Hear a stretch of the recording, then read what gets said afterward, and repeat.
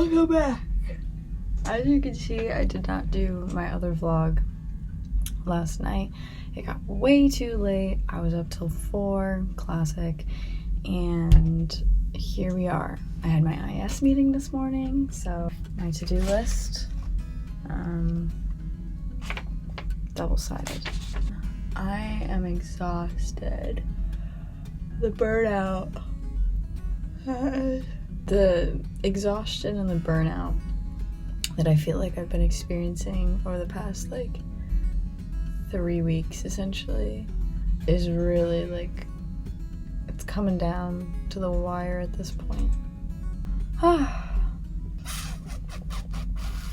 Let's talk about the movie that I watched last night. It's called Yves Saint Laurence, or Yves. I'm gonna butcher the names in this, but I'm pretty sure it's Yves. I did text-to-speech to see if they could like say it in my, yeah. First of all, let's talk about what the main point of the film was, which I feel like as a biopic, essentially with like a full-blown narrative, this movie's main point was, I feel like, to showcase and commiserate the life of the guy who created Saint Laurent, the fashion brand. This movie had gotten approved by Berg, who was basically Yves' business partner. And he approved this movie, but he did not approve this other biopic, which was less narratively inclined than this one. And so I feel like this one kind of mystifies and like beautifies the whole scene and everything that happened, and I think that that kind of like lends itself to the actual designer himself. This film was like queer not only because it's centered around queer characters, but one thing that made this film particularly queer to me was the exploration of different sexualities and different relationship styles. I found that like once Yves accepted his queerness,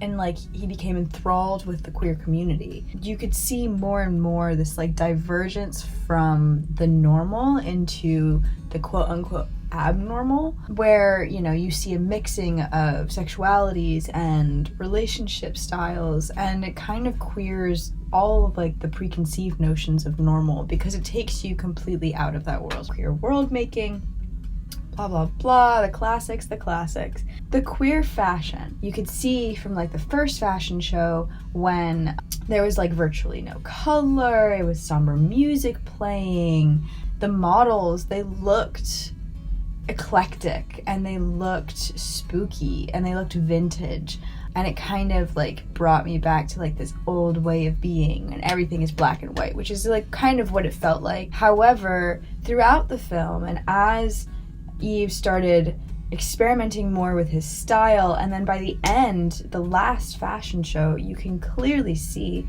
that he embraces his queerness, and this is through the colors. It's just more fluid, you know, you've got baggier pants, you've got texture, you know, you've got fluffy hats, fluffy things, the colors are vibrant, it's experimental, and that I think is kind of like indicative of his transition throughout the movie of trying to fit into the confines of the society that he's in, and then have the opportunity to step outside of those confines and create his own world. That is something that I really, really enjoyed about the film, is that, you know, this is kind of the first film that we've seen that really, I feel like, has a strong grasp on the queer community, and I really liked that aspect of the film. I also, you know, obviously it goes without saying, but like the fashion in the film was amazing, and I also thought that it was shot really well. The only thing is that it made me feel very confused throughout the movie. I don't know, maybe it was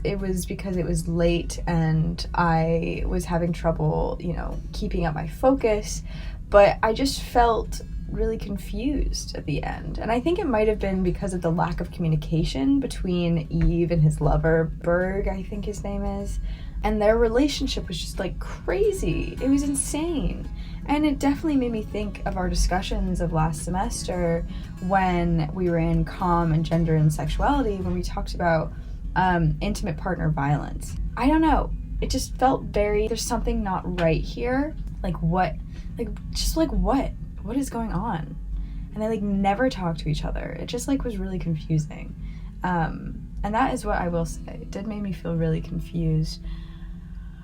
But on another note, the last note, I feel like while I lead a vastly different life from the main characters of this movie, I kind of related to the awkwardness that like Eve had throughout the film. I don't know. I just don't really know how to interact in certain situations, or I'm constantly trying to like police myself, if that makes sense, so that I am not as awkward, or I, can be socially capable. But I just feel like most of the time I'm this kind of awkward little squirrely gal who's like, Anyway, that's it. That's all I have to say. I will see you in class in about 1 hour. Bye.